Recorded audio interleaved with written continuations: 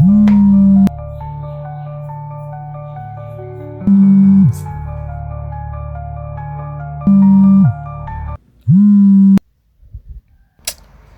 के हो? मैले तिमीलाई भनेको होइन अबदेखि मलाई फोन नगर भनेर, फेरि बार बार किन गरिरहेको? हेलो, कहाँ हो तिमी? किन मेरो फोन उठाइरहेको छैनौ? हेर, तिमीले मलाई यसरी युज गरेर कसरी छोड्न सक्छौ? मैले भनेको होइन अबदेखि हाम्रो कुनै रिस्ता बाँकी छैन भनेर। आजदेखि कहिले फोन नगर मलाई, ठिक छ? Good by. कति हैरान बनाउँछ साली।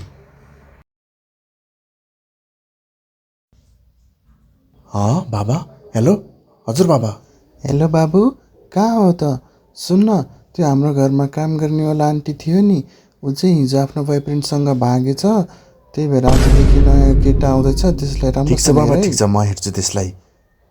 तर त्यो काम गर्ने आन्टीको त बिहे भइसकेको होइन र बाबा? हो, तर धोकेबाज रहेछ नि। ठिक छ बाबा, म हेरिहाल्छु नि। आयो कि के हो?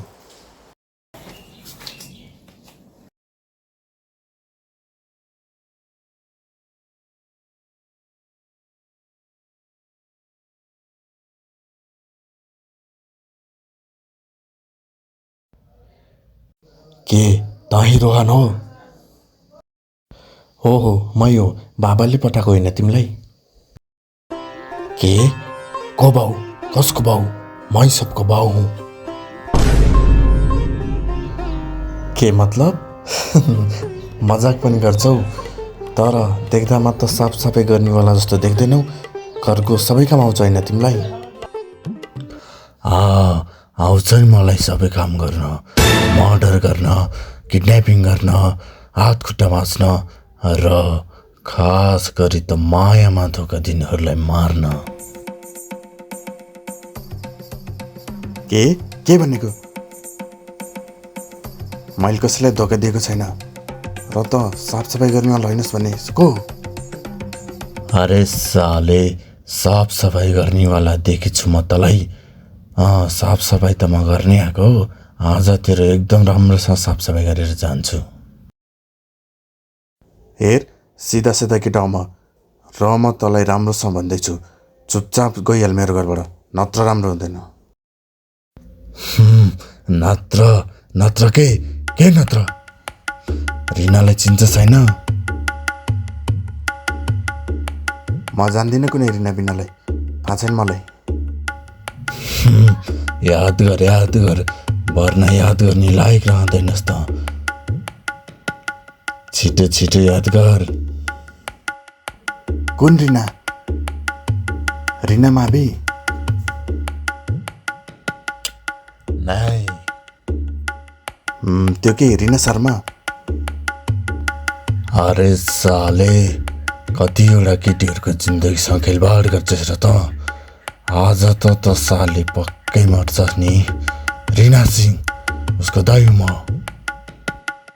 ए रिना सिंह, उसको दाइ हो तपाईँ? मलाई भनेको थिएन नि त। यदि मलाई तपाईँ उसको दाइ हो भने थाहा भइदिएको भए म उसलाई कहिले हैरान बनाउँदैन थिएँ। तैँले यदि मेरो बहिनीलाई धोका दिइस् र अरू कुनै केटीसँग गइस् भने नि, एकचोटि त मात्र वार्निङ दिन आएको छु, अग्लोचोटि साले तँलाई सिधै मारिदिन्छु म। अर्कोचोटि मलाई आउन नपरोस्, ठिक छ? सुध्री। ठिक छ दाइ, रिसाउनु पर्दैन। यतिमा हजुरलाई किन आउनु पर्थ्यो र? हाम्रो त बस सानोतिनो झगडा मात्र भएको थियो। म त उसलाई केही बेरमा फोन गर्नेवाला नै थिएँ। हेलो बेबी, कहाँ हो तिमी? तिमीले मलाई आफ्नो दाइको बारेमा किन कहिले नभनेको? त्यो पनि यति खतरनाक दाइ। ओहो, मेरो दाइको नाम सुन्ने बित्तिकै म याद आयो होइन। कसरी भन्नु बेबी, मेरो दाइ त जेलमा हुनुहुन्थ्यो नि। के? कुन केसमा? मैले भनेको थिएँ नि तिमीलाई, मेरो एउटा एक्स थियो अनि उसको मर्डर भएको भनेर। एक्चुअली त्यसले मलाई चिट गरेको भएर मेरो दाइले नै मारिदिनु भएको हो त्यसलाई।